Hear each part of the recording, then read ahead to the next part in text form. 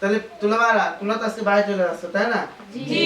তা বাড়িতে তোমরা নামাজ কালাম পড়বা, সবাইকে সালাম দিবা, তারপরে কারোর সাথে বেয়াদবি করবা না, আর আখিরাতকে ভয় করবা, আখিরাতে আযাবকে ভয় করবা, যে পরকালে হিসাব দিতে হবে এই ভয়টা করবা।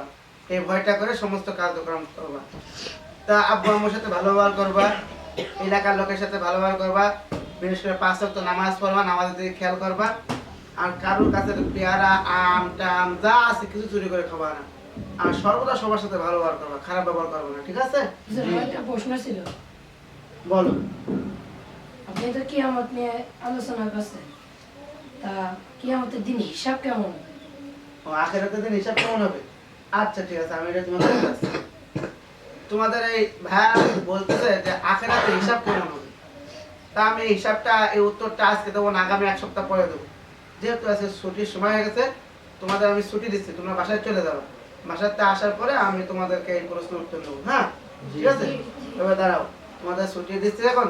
তোমরা যেহেতু বাসায় যাবা, আমি তোমাদেরকে কিছু খাওয়ার জন্য কিছু খরচ দিই, কেমন হয়? তাই না? তোমাকে আমি 10 টাকা দিলাম, রাখো। এই 10 টাকাটা কি খাবা? 1 সপ্তাহ পরে এসে আমার হিসাব দিবা, ঠিক আছে? যাও, তোমার ছুটি, যাও। তাই না? তোমাকে আমি 30 টাকা দিলাম, তুমি এই 30 টাকাতে যা খাবা 1 সপ্তাহ পরে এসে আমার হিসাব দিবা, ঠিক আছে? যাও, ছুটি। তাই না? তোমাকে 40 টাকা দিলাম, এই 40 টাকাতে তুমি যা খাবা 1 সপ্তাহ পরে এসে আমার হিসাব দিবা, ঠিক আছে? যাও, ছুটি। এই যে তোমাকে আমি 100 টাকা দিলাম, এই 100 টাকার 1 সপ্তাহ পরে হিসাব দিবা, ঠিক আছে? যাও, ছুটি। তোমাকে আমি 50 টাকা দিলাম, নাও, এই 50 টাকায় তুমি আমার 1 সপ্তাহ পরে এসে হিসাব দিবা, ঠিক আছে? তোমারও ছুটি। নাও, নাও। তোমাকে আমি 80 টাকা দিলাম, এই 80 টাকার হিসাব 1 সপ্তাহ পরে এসে আমার দিবা, কি কি খাইছো সব হিসাব দিবা, তুমি খরচ করবা, তুমি তোমার হিসাব দিবা, ঠিক আছে? যাও, তোমার ছুটি, তুমি আসো। এই যে তোমাকে আমি 90 টাকা দিলাম, এই 90 টাকার হিসাব 1 সপ্তাহ পরে আমার এসে দিবা, ঠিক আছে? তোমার ছুটি। আচ্ছা, তোমাদের দাদার যে টাকা দিছি না আমি, এই টাকাগুলো তোমরা আমার 1 সপ্তাহ পরে এসে হিসাব দিবা, ঠিক আছে?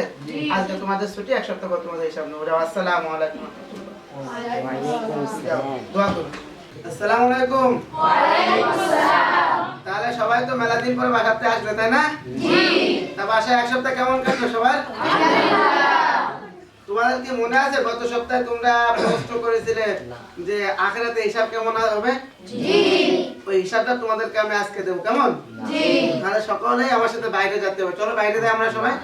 আসো, সবাই বাইরে আসো, তোমাদের প্রশ্ন উত্তর দেবো। আসো, আসো। আচ্ছা, তোমাদের হিসাব আমি রাতে দিচ্ছি, তোমরা হিসাব চাইলে না, এখন হিসাব দেখো কীভাবে হবে, আখিরাতের মতন কীভাবে হিসাব হবে। তোমার আমি 50 টাকা দিলাম না, তুমি গরম তারপরে ওঠো, চুলার পরে উঠে হিসাব দাও, হিসাব দাও তাড়াতাড়ি।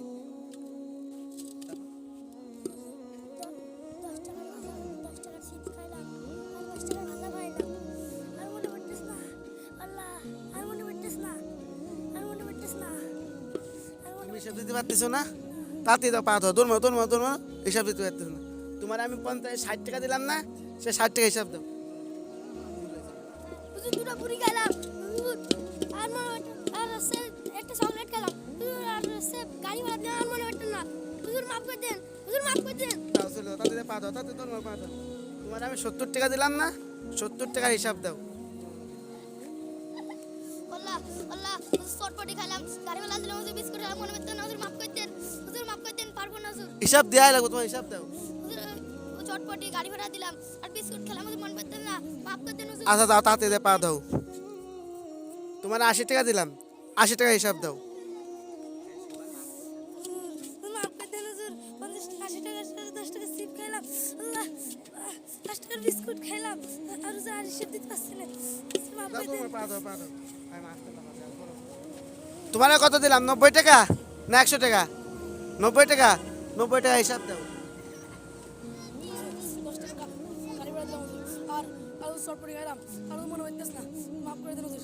মনে পড়াই লাগবে, মনে করো। মনে হইতেছ না হুজুর, আল্লাহ মনে করো। মনে হইতেছ না, মাফ করে দেন হুজুর, মাফ করে দেন হুজুর, মনে হইতেছ না হুজুর, মাফ করে দাও, দেন তোমার হুজুর। মাফ করে তাড়াতাড়ি পা দাও। তোমারও কয় টাকা দিলাম? 10 টাকা, হ্যাঁ, 10 টাকা, তা তুমি 10 টাকা হিসাব দাও, তাড়াতাড়ি ওঠো। 10 টাকা একটা বিস্কুট কিনে খাইলাম। তোমার হিসাব হয়ে গেছে? আচ্ছা ঠিক আছে, তোমাদের আর ওঠা লাগবে না। তোমরা চাইলে না আখিরাতের ময়দান কেমন হিসাব হবে তারপরে মান দেখলে, আখিরাতের ময়দানে ময়দান থাকবে তামার ময়দান, জ্বলন্ত উত্তপ্ত ময়দান থাকবে, সেই ময়দানে ঠিক এইভাবে হিসাব হবে। যার যত অর্থ সম্পদ কম, যার যত কম, যার যত টেনশন কম, ইবাদত বেশি, যার যত দুনিয়াবি ঝামেলা কম, তার হিসাব তত সহজ। দেখো যাদের 50 টাকা, 100 টাকা, 70 টাকা, 80 টাকা দিচ্ছে, তারপর তারা হিসাবই দিতে পারছে না, ভুলেই গেছে এক সপ্তাহ আগের কথা। আর আমরা তো কত হাজার বছর, কত দিন বছর, কয়েকশো বছর, কত বছর বাঁচতেছি, কারো 40 বছর, কারো 50 বছর, কারো 70 বছর আল্লাহ হায়াত দিচ্ছে। এই হায়াতের আমরা যা করতে সবকে মনে রাখতে পারি? সব ভুলে গেছি। এখন এই সব কিছু হিসাব দিতে গেলে কীভাবে হিসাব দেবো? এই জন্য যা যত অর্থ উপার্জন যত হারামভাবে কম হবে, যত হালাল টাকা থাকবে, তত তার হিসাব সহজ হবে। আল্লাহ রাব্বুল আলামিন আমাদের সবাইকে আখিরাতের সঠিক বুঝ দান করুক। তুমি হিসাব পাইছো? জি সঠিক হিসাব পাইছো? জি। আচ্ছা, এইভাবে হিসাব হবে। এখন তুমি তোমার আখিরাতের দিকে প্রস্তুত হও, কেমন? আচ্ছা, আসসালামু আলাইকুম।